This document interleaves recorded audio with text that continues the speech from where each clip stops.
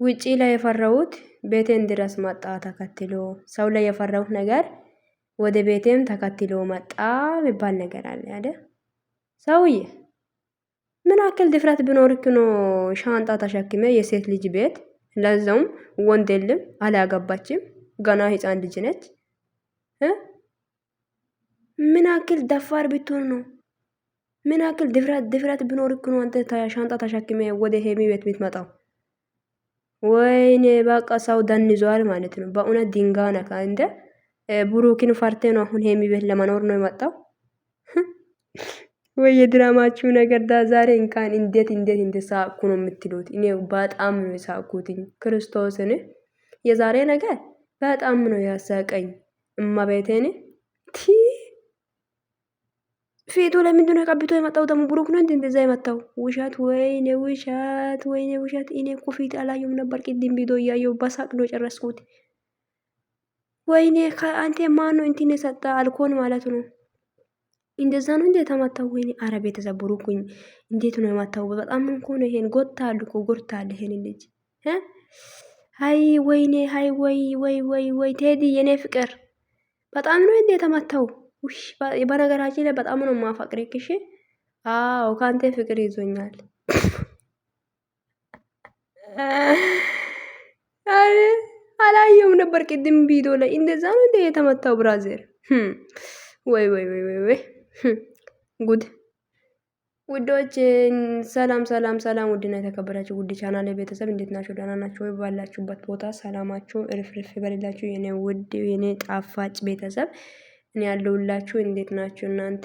እኔ ጋር ሁሉ ሰላም ነው። ዛሬ ያው የምንወዳቸው የምናከብራቸው ጨረቃ ፋሚሊ ጭቅጭቅ እንደቀጠለ ነው። ስለዚህ እነሱ ከካሜራ ጀርባ ነው አንድ ናቸው፣ ካሜራ ፊት ላይ መጥቶ ያስመስላሉ ማለት ነው።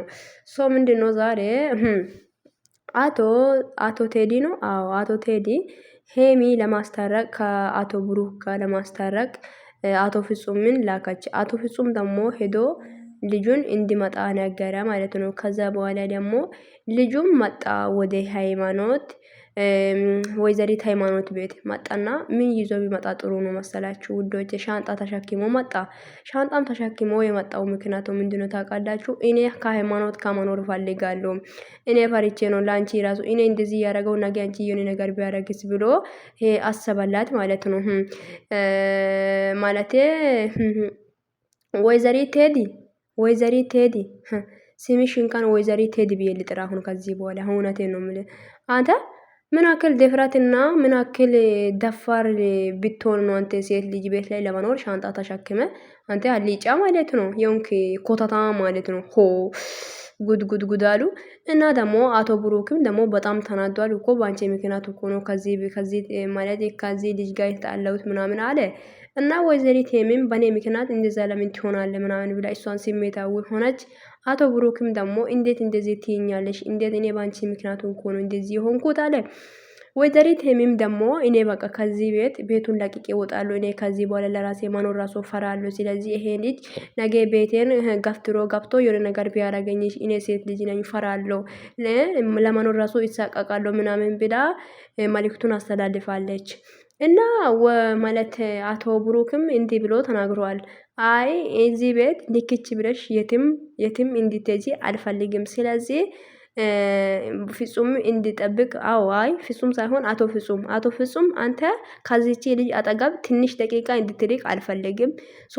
ስለዚህ ምንድነው ልጅቷንም በደንብ ጠበቅ አድርገ ያዝ እና ሲል ጠበቅ አድርገ ያዝ ስለ ጠብቃት፣ የሆነ ነገር ከሆነች ተጠያቂ አንተ ነህ ብሎ ጠባቂ አስቀምጦ አቶ ብሩክ ከቤቱ ወጥቷል። ወይዘሪት ሄሚም ደግሞ እንዴት እንደዚህ ይለኛል? እኔ እፈራለሁ። በዚህ ሁኔታ ላይ መቀጠል አልችልም። እንዴት እንደዚህ ነገር ይፈጠራል? እኔ ጓደኞችም እንደዛ ተጣልታችኋል። ምንድነው እኔ እንደዛ የሚቸገረው? ስለዚህ ያው ያለፈው ነገሮችም አልጠይቅም፣ ሁሉም ነገር በይቅርታ ይለፍ ብላ ዛሬ ሁሉን ነገር ይዛ ወደ እኛ ቀርባለች። እሱም ምንድነው አቶ ብሩክንና ወይዘሪት ቴዲን ለማስታረቅ ነው እሷ እንደ ሰው እንደ ጀግና ሰው ወይዘሪት ሄሚ ቀብራራችን ልጁን ጠርታ ነበረ እና እሱም ደግሞ መጣ። ምንም አድርጋ ያው ባሏን ስሜቱን እንዲቆጣጠር አረጋችና ይቅርታ ጠይቅ ያረከውን ነገር ልክ አይደለም ብላ ለአቶ ብሩክ ነገራች። አቶ ብሩክም ደግሞ እየተናደደም እኔ ያረኩት ነገር እኮ ላንቺ ብዬ ነው ምናምን ብሎም ተናገረ። ምንድነው እሱ ያው ብሩክም ደግሞ በጣም ስሜታዊ ሆነ። እንዴት ከሚስቴ ቤት ላይ ሊኖር እንዴት ይመጣል ብሎ በጣም ነው የተናደደው። ከዚህ በኋላ የፈለግኩትን ነገር አደርጋለሁ፣ ማናችሁም አይመለከታችሁም አለ። አቶ ፍጹምም ደግሞ እንደዚህ ማድረግ አልነበረብህም፣ ልክ አይደለም ያረከው ነገር፣ ልጁን ማማታት አልነበረብህም። ስለዚህ ነገ የሆነ ነገር ላይ ገብተ አንተም እሱም ወይዘሪት ሄሚንም አቶ ብሩክንን ለማለየት የተደረገ ነገር ነው። ከዚህ ልጅ በቃ ተው፣ እሱ የፈለገው ነገር ያውራ ብሎም እሱም ይመክራል። ደግሞ አቶ ብሩክም እንዲህ ብሎ ተናግሯል። እኔ ህይወት ላይ ማናችሁም አይመለከታችሁም፣ አያገባችሁም፣ አንቺም ወይዘሪት ሄሚንም አይገባሽም፣ አቶ ብሩ ማን ነው አቶ ፍጹምንም አያገባህም። ስለዚህ እኔ የፈለኩትን ነገር አደርጋለሁ፣ አይመለከታችሁም ብሎ ተናግሯል። ምንድነው ደግሞ እኔ አሁን እዚህ ጋር እኔ በጣም የደበረኝ ወይዘሪት ሃይማኖት የጀግና እህታችን እዚህ ጋር ማላችሁ ላይ እንድትጨነቅ አልፈልግም። እናንተ ምንድነው ከካሜራ ጀርባ ላይ አንድ ናችሁ። እኛ ፊት ላይ ማታችሁ እንደዚህ ሆነን ተደባድበን ተመታትነን ምናምን እያላችሁ ጩጋራችሁ አልቋል። እኔ ግን ጩጋራ ያላለቀም፣ ግን ጩጋራ ያለቀው ሰዎች ታሞ ሆስፒታል የገባው ሰዎች አሉ። ለእነዚህ ሰዎች ይሄንን መልእክት አስተላልፋለሁ።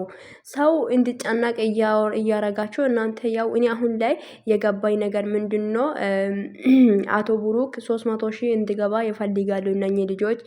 ወይዘሪት ሄሚም ደግሞ ያው እንዳያችሁት በጣም ጀግና ሴት ነችና አነጋገር ደግሞ እንዴት እንደምትችል ደግሞ ወይዘሪት ሄሚ በጣም ዛሬ አምሮባታል። በጣም ነው ያማረባት። በጣም በቃ እኔ ራሱ ወንድ ቢሆን ማለት ነው እዚህ ጋር ራሴ በቃ ሴት ትንጥዬ ነው የቀረው ማለት ነው። ምክንያቱም በጣም አምሮባታል እና እንዴት ነው ነገሩ ብዬ እኔ ራሱ ግራ ገባኝና እንደዛ ነው የምላችሁት። እዚህ ጋር ደግሞ አንድ መልእክት የሚያስተላልፈው ለማዳም ቅመሞች ነው። ማዳም ቅመሞች ይሄንን ቪዲዮ የምታዩት ሁላችሁንም እኔ ዛሬ የምናገረው እንደ ዜና ነው። ዜና እያስተላለፍኩ ነው። ምንድነው ብትሉ ወይዘሪት ሄሜና አቶ ብሩክ ምንም አልተጣሉም። እነሱ ሁለቱም ደግሞ ያው እኛ ፊት ነው እያስመሰሉ ያሉ ሰላም ናችሁ። ትላንትና ሀገር ለቅቄ እወጣለሁ ብላ እያወራች ነበረ። ዛሬ ደግሞ ቤቱን ለቅቄ እወጣለሁ እያለች ነው ወይዘሪት ሄሚ የኛ ጀግናችን። እንደዚህ እያረጋች ባሏን 300 ሺህ ለማስገባት እንደዚህ እየጣራች ነው ያለችው። ካልገባችሁ እንደገባ ፈልጋለሁ። ሁለተኛ ደረጃ ላይ ደግሞ እየታመማችሁ ምግብ ሳትበሉ ሳትጠጡ ለብሩክና ለወይዘሪትና ለአቶ ብሩክ እያሰባችሁ ሳትበሉ ሳትጠጡ የምታድሩት ሰዎች እኔ ዛሬ የሚመክራችሁ ምክር ብኖር እንደዚህ አትሆኑ ብዬ ነው የምናገረው። ምክንያቱም እነሱ ከካሜራ ጀርባ 25 ደቂቅ 30 ደቂቅ ቪዲዮ ሰርቶ በኋላ ሄዶ ሆቴል ላይ ምግብ አዞ ነው የሚበሉት። ስለዚህ እናንተም ደግሞ መዳም ቤት ላይ ሮዛችሁን ቀቅላችሁ በደንብ ብሉ እና ምግብንም በደንብ ብሉ። አንዷ ታማ ሆስፒታል ገብታለች። ቪዲዮን ደግሞ ቲክቶክ ላይ አይቼ ነበረ። ዛሬ እኔ የሚያስተላልፈው ይሄንን መልእክት ሁላችሁንም እንድትሰሙ ፈልጋለሁ። ሀሳብ አስተያየታችሁን ደግሞ ኮሜንት እንድታስቀምጡልኝ ነው የምፈልገው። አያችሁት አሁን እዚች ጋር ይሄን እቺን ፓርት በጣም ነው ያሳቃችኝ። አቶ ብሩክም ደግሞ ቤትን ከፍቶ በቃ እኔ ሄዳለሁ ብሎ ጥሎ ሄዳ። ወይዘሪት ሄሚም ደግሞ በቃ እኔ ከዚህ ቤት አኖሪም፣ ቁልፍንም ውሰድ፣ የመኝታንም የትልቅ በር ቁልፍንም አንተ እጅ ላይ ይሁን፣ በቃ እኔ አልፈልግም፣ በቃ ሊሄድ ነው፣ በሩን ማለት ቤቱን ቀይራለሁ፣ እቃውን አስጭንልኝ፣ መኪና ይመጣል አለች።